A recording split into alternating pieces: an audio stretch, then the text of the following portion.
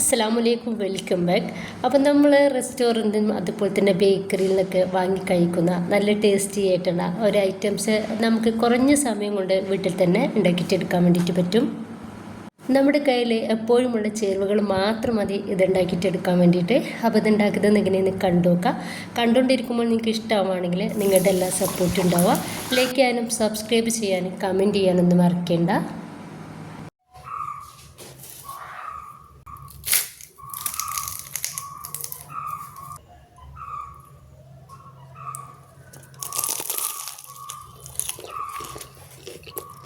അപ്പോൾ ഇതിന് വേണ്ടിയിട്ട് ഞാനൊരു പാത്രത്തിലോട്ട് 2 കപ്പ് മൈദ ഇട്ടെടുത്തിട്ടുണ്ട്.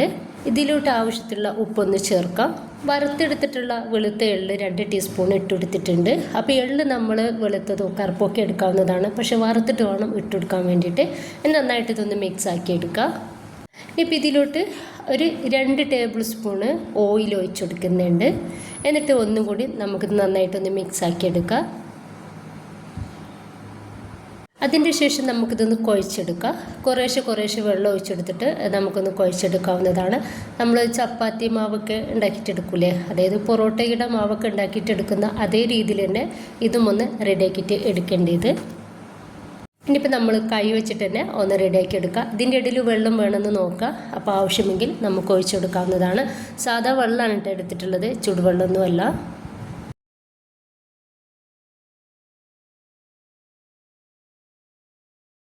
ഇനി ഒരു 3 മിനിറ്റോളം നമുക്കിത് ഒന്ന് കുഴച്ചെടുക്കാം. നമ്മൾ കയ്യിൽ ഒട്ടിപ്പിടിക്കുകയാണെന്നുണ്ടെങ്കിൽ കുറേശ്ശെ ഓയിൽ കയ്യിലേക്ക് ഒഴിച്ചെടുത്തിട്ട് ഒന്ന് കുഴച്ചെടുക്കാവുന്നതാണ്. കൂടുതൽ ടൈമൊന്നും നമുക്കിത് കുഴച്ചെടുക്കേണ്ട ആവശ്യമില്ല. ഇപ്പോൾ ഇതാ ഞാൻ 2-3 മിനിറ്റോളം ഇതൊന്ന് കുഴച്ചെടുത്തിട്ടുണ്ട്. ഇനിയിപ്പോൾ നമുക്ക് ഇതിലേക്ക് ഒരു ഫില്ലിംഗ് ഉണ്ടാക്കിയിട്ട് എടുക്കേണ്ടതുണ്ട്. അതുവരെ ഇതൊന്ന് റെസ്റ്റ് ചെയ്യാൻ വേണ്ടിയിട്ട് വെക്കാം. കുറച്ച് ഓയിൽ മേളിലൊന്ന് സ്പ്രെഡാക്കി കൊടുക്കുക കൂടി ചെയ്യാം. എന്നിട്ടൊന്ന് മൂടി വെക്കാം. ഇനി ഞാൻ 2 ഉരുളക്കിഴങ്ങ് ഒന്ന് പുഴുങ്ങി ഉപ്പിട്ട് പുഴുങ്ങിയിട്ട് എടുത്തിട്ടുള്ളതാണ്.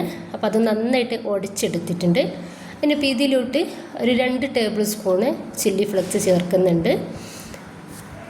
അതുപോലെ തന്നെ പൊടിച്ചെടുത്തിട്ടുള്ള കുരുമുളക് ആണ് ചേർക്കുന്നത്, അതോടെ ഇതിലേക്ക് ചേർക്കുകയാണ്. ഇപ്പോൾ കുറച്ച് കറിവേപ്പിൻ്റെ ഇല ചെറുതാക്കിയിട്ട് അരിഞ്ഞെടുത്തിട്ടുള്ളതാണ്, അതോടെ ഇതിലേക്ക് ചേർക്കുന്നുണ്ട്. എന്നിട്ട് നന്നായിട്ട് മിക്സ് ആക്കി എടുക്കുക. ഈ ഒരു സമയത്ത് ഉപ്പൊക്കെ ടേസ്റ്റ് ചെയ്ത് നോക്കുക. ഉപ്പില്ല എന്നുണ്ടെങ്കിൽ കുറച്ചുകൂടി ഇട്ട് കൊടുക്കാവുന്നതാണ്. ലാസ്റ്റ് ഇതിലോട്ട് ഞാനിതാ കുറച്ച് മഞ്ഞൾപ്പൊടി കൂടി ചേർക്കുന്നുണ്ട്. എന്നിട്ട് നന്നായിട്ട് ഒന്നുകൂടി മിക്സ് ആക്കി എടുക്കുക. അല്ലെങ്കിൽ നിങ്ങൾ ഉരുളക്കിഴങ്ങ് പുഴുങ്ങിയിട്ടെടുക്കുന്ന ആ ഒരു സമയത്ത് മഞ്ഞൾപ്പൊടി കൂടി ഇട്ടിട്ട് പുഴുങ്ങിയിട്ടെടുത്താൽ മതി. ഈ ഒരു സമയം കൊണ്ട് നമ്മുടെ ഒരു മാവ് നന്നായിട്ട് സോഫ്റ്റ് ആയിട്ടുണ്ട്. ഇതിലിപ്പോൾ കൗണ്ടർ ടോപ്പിലേക്ക് കുറച്ച് മൈദ തൂവി കൊടുക്കുക. എന്നിട്ട് അതിലേക്ക് നമുക്കിതൊന്ന് വെച്ച് കൊടുക്കുക. ഈക്വലായിട്ടുള്ള 4 ബോൾസുകളാക്കിയിട്ട് നമുക്കിതൊന്ന് കട്ട് ചെയ്തിട്ടെടുക്കാം.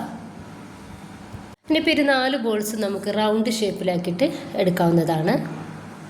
എന്നിട്ട് ഇതാ നമുക്കിതുപോലെ ഒന്ന് പരത്തിയെടുക്കാം.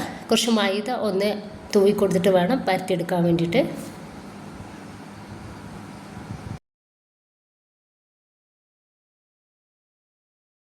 ഇപ്പോൾ ഇതൊന്ന് പരത്തിയെടുത്തിട്ടുണ്ട്. ഒരു കുഞ്ഞ് കട്ടിയിലാണ് നമ്മളിത് പരത്തിയെടുത്തിട്ടുള്ളത്. അപ്പോൾ ഇതിൻ്റെ മേലേക്കായിട്ട് ഓയിൽ ഇതുപോലെ ഒന്ന് സ്പ്രെഡാക്കി കൊടുക്കുക. ഇതിൻ്റെ മേലേക്ക് കുറച്ച് മൈദ തൂവി കൊടുത്തിട്ട് കൈ വെച്ചിട്ടൊന്ന് സ്പ്രെഡാക്കി എടുത്തിട്ടുണ്ടായിരുന്നു കേട്ടോ. അപ്പോൾ അത് വീഡിയോയിൽ വിട്ടിട്ടില്ല. ഇനിയിപ്പോൾ ഇതുപോലെ ഒന്ന് മടക്കി കൊടുക്കുക. 2 സൈഡിൽ നിന്നും മടക്കി കൊടുക്കുക. എന്നിട്ട് അവിടെയും ഇതുപോലെ ഓയിൽ തേച്ച് കൊടുക്കുക.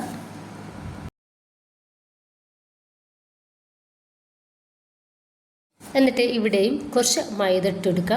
എന്നിട്ട് കൈ വെച്ചിട്ട് ഒന്ന് സ്പ്രെഡാക്കി കൊടുക്കുക. എന്നിട്ട് ഇതുപോലെ മടക്കി കൊടുക്കാവുന്നതാണ്. ഇനിയിപ്പോൾ 2 സൈഡിൽ നിന്നും ഇതുപോലെ മടക്കി കൊടുത്താൽ ഇത് റെഡി ആയിട്ടുണ്ട്. നമുക്ക് എല്ലതും ഇതുപോലെ തന്നെ ചെയ്തെടുക്കാം.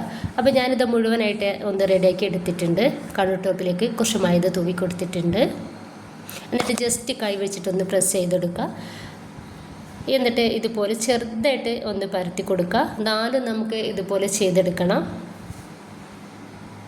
എന്നിട്ട് ഇതിൻ്റെ മേലേക്ക് ഒന്ന് വെച്ച് കൊടുക്കുക.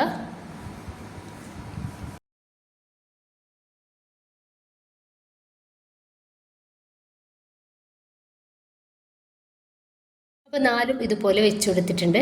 എന്നിട്ട് നമുക്ക് ഇതൊന്ന് പരത്തിയെടുക്കാം.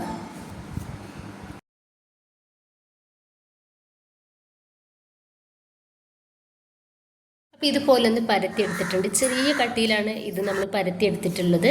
ഇനിയിപ്പോൾ നമുക്കിതാ ഇതുപോലെ ഒന്ന് കത്തി വെച്ചിട്ട് ഒന്ന് കട്ട് ചെയ്തിട്ട് കൊടുക്കാം. നടുവിലായിട്ട് കട്ട് ചെയ്ത് കൊടുക്കുക. അതേപോലെ തന്നെ സൈഡിൽ നിന്നും ഇതുപോലെ തന്നെ നടുവിലായിട്ട് തന്നെ ഒന്ന് കട്ട് ചെയ്ത് കൊടുക്കാവുന്നതാണ്. അതിന് ശേഷം നമ്മുടെ ഫില്ലിങ് ഞാനിതാ ഇതുപോലെ ഒന്ന് റൗണ്ടാക്കി എടുത്തിട്ടുണ്ട്. അപ്പോൾ ഓരോന്നും നമുക്കിതിലേക്ക് വെച്ച് കൊടുക്കാം.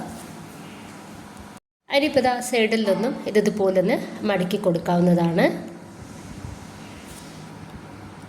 ഒരു രീതിയിൽ നമുക്ക് ഇങ്ങനെ ചെയ്തെടുക്കാം. ഇനി നമ്മളിതൊന്ന് ഫ്രൈ ആക്കുന്ന സമയത്ത് ഇത് എണ്ണയിലേക്ക് വീണ് പോകാതിരിക്കാൻ വേണ്ടിയിട്ട് കുറച്ച് മൈദ വെള്ളത്തിലൊന്ന് കലക്കിയെടുത്തിട്ട് എല്ലാ സൈഡിലും ഇതുപോലെ ബ്രഷ് വെച്ചിട്ട് ഒന്ന് തേച്ച് കൊടുക്കുന്നുണ്ട്.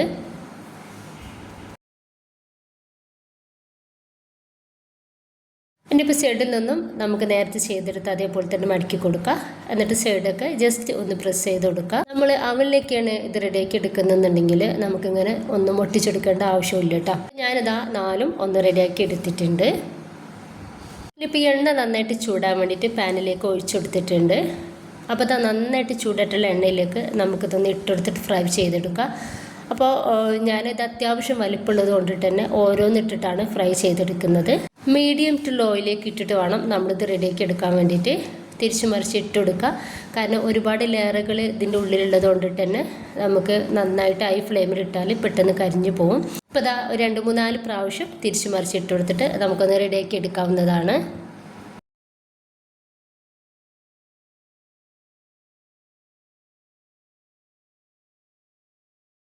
ഏകദേശം ഒന്ന് റെഡിയായ സമയത്ത് ഞാൻ വേറൊന്നുകൂടി എണ്ണയിലേക്ക് ഇട്ടെടുത്തിട്ടുണ്ടായിരുന്നു.